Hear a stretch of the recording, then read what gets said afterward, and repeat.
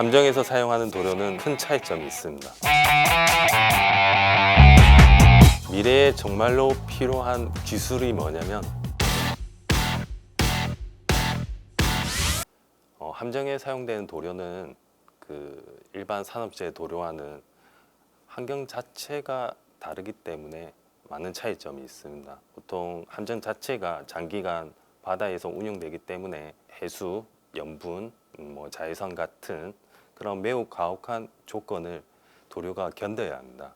그래서 일반적인 방청성 기능뿐만 아니라 가장 오랫동안 도료가 견딜 수 있도록 내구성이 정말 중요하다고 말할 수 있습니다. 방청성은 말 그대로 금속이 부식을 막을 수 있는 가장 기본적인 기능입니다. 기본적으로 금속 표면의 부식을 방지하기 위해서 기본적으로 사용하는 선박 쪽의 도료가 에폭시 프라이머를 금속 표면에 1차적으로 도장하는 게 제일 목적이 있습니다. 그래서 방청성을 확보하고 있습니다. 예를 들어서 갑판부나 외판 같은 경우에는 외관 품질이 매우 중요하기 때문에 그 부위에 대해서는 내구성이 매우 우수한 폴리실록산이나 폴리우레탄 도료를 적용하고 있습니다. 그래서 이렇게 하면 자외선에 노출되더라도 기본적인 색상이나 광택을 유지할 수 있습니다. 그리고 반대로 선저부 즉 해수가 잠기는 부위는 일반적으로 해양 생물이 잘 붙지 않도록 방호도로 적용이 필수적입니다. 그래서 만약에 해양 생물이 선체에 붙게 되면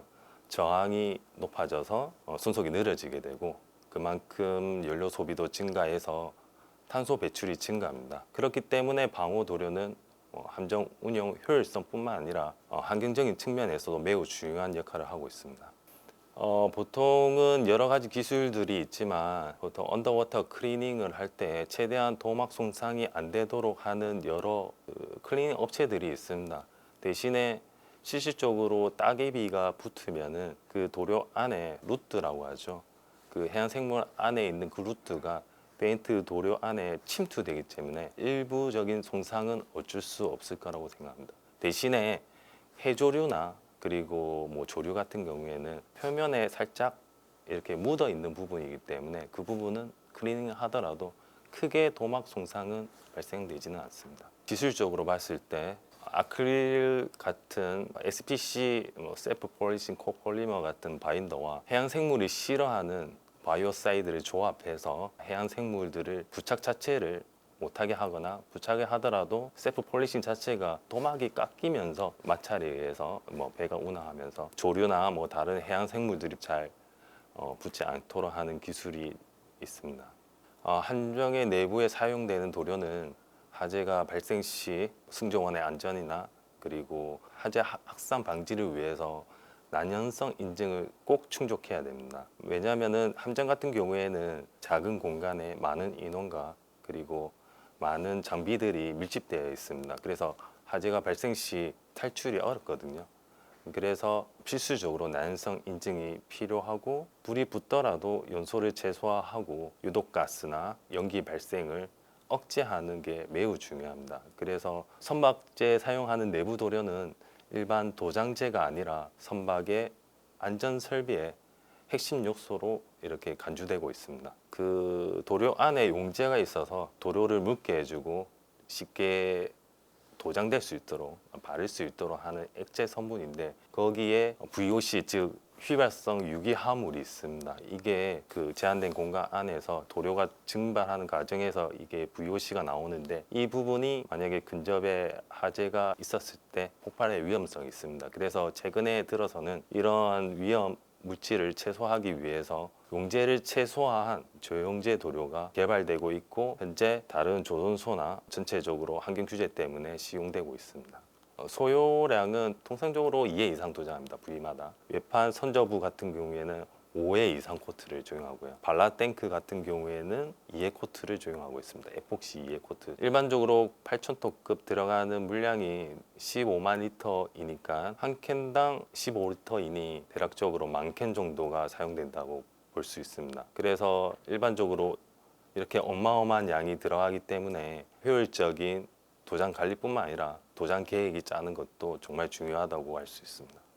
전처리 자체는 도장의 한 부분이라고는 할 수 있는데 도장의 바로 전 단계라고 할 수 있습니다. 부위마다 요구하는 물성이 다르고 각 부위마다 중요한 부위가 있습니다. 예를 들어서 워터 발라 탱크나 외판 같은 경우 물이 항상 상시적으로 침투되는 구역이 있고, 드라이 스페이스처럼 엔진룸처럼 물이 침투되지 않고 항상 상온 정도 유지되는 구역이 있습니다. 그냥 상시적으로 물이 침투하는 구역에 대해서는 일반적으로 전처리 그레이드가 높습니다. 왜냐하면 도료 자체는 반제품이라서 도료 자체도 좋아야 하겠지만 전처리 작업이 잘 돼야지 일반적인 부착성이라든지 내구성 향상에 정말 도움이 되거든요. 전처리뿐만 아니라 도막 두께를 얼만큼 올리는가도 매우 중요하다고 생각할 수 있습니다. 기본적인 물성이라고 말할 수 있습니다. 예를 들어서 물이 상시적으로 침투하는 워터 발라 탱크 같은 경우에는 기본적으로 PSPC 인증을 받아야 되고, PSPC 인증 자체 안에 기본적으로 이 도료에 대해서는 부착력 자체가 얼마 이상이어야 된다고 명시되어 있습니다. 그만큼 부착력 자체는 기본적인 물성이라고 말할 수 있습니다. 네, 동일합니다. 사람이 직접 시공할 부위에 반제품인 도료를 에어스프레이 방식으로 직접 도장하고 있습니다. 그래서 어쩌다가 시공을 하면서 휴먼 에러가 발생할 수 있습니다. 그래서 정확하게 적절하게 시공하기 위해서 별도로 감리팀도 따로 있는 거고요. 그리고 마찬가지로 스프레이 방식뿐만 아니라 롤러 브러쉬도 사용하고 있고요. 이게 두 가지의 차이점이, 일반 평면 같은 경우에는 스프레이 방식으로 조형할 수 있고, 대신에 코너나 조그만 홀 같은 경우에는 스프레이가 들어가기 힘들기 때문에 스프레이 후 도장 두께가 적절하게 올라가지 않은 부분에 대해서는 일반적으로 롤러나 브러쉬로 도막을 충분히 올릴 수 있게끔 하는 게 중요합니다. 일반적으로 워터 발라 탱크 같은 경우에는 토탈 도막 320 마이크론 있고요. 기본적으로 외판 같은 경우에는 요구하는 도료 성능에 따라 다르겠지만 통상적으로 토탈 한 500 마이크론 이상 정도 되고 있습니다. 보통은 방정성 같은 경우에는 최소 저희가 페인트 사양을 딸 때 보통 내구성 10년 이상을 목표로 이렇게 하고 있습니다. 방호도료 같은 경우에는 보통 일정 기간 드라이 도킹을 하거든요. 보통은 3년, 5년 정도. 그때 해양 생물이 붙어 있을 가능성이 있으니까. 그리고 일반적으로 방호도료는 서비스 라이프가 5년 정도 되거든요. 그래서 5년마다 주기적으로 방호도료를 재도장하고 있습니다. 과거에 기술적으로 이렇게 개발한 기술입니다. 핵심 원리는 선체 내부에 열이 발생할 수 있는 원인을 최대한 차단하는 건데요. 도막 내에 열 에너지가 흡수되는 부분을 줄이고 선체 내부에 있는 온도 상승을 억제하는 것입니다. 일반 상도 같은 경우에는 보통 근적외선 반사율이 약 20% 정도인데 반사율이 66%까지 반사 효과가 있는 그런 성능도 확보했습니다. 적용 시 내부 온도 차가 약 10도 정도로 체감상 느낄 수 있는 성능 확보까지 확인했습니다. 고내구성 차열도로 같은 경우에는 선체 내부의 온도를 낮출 수 있으니까 첫 번째로 에너지 절감이 될 수 있고요. 승조원 근무 환경에도 개선이 될 수 있습니다. 그리고 환경적인 측면에서도 큰 가치가 있다고 생각하고 있습니다.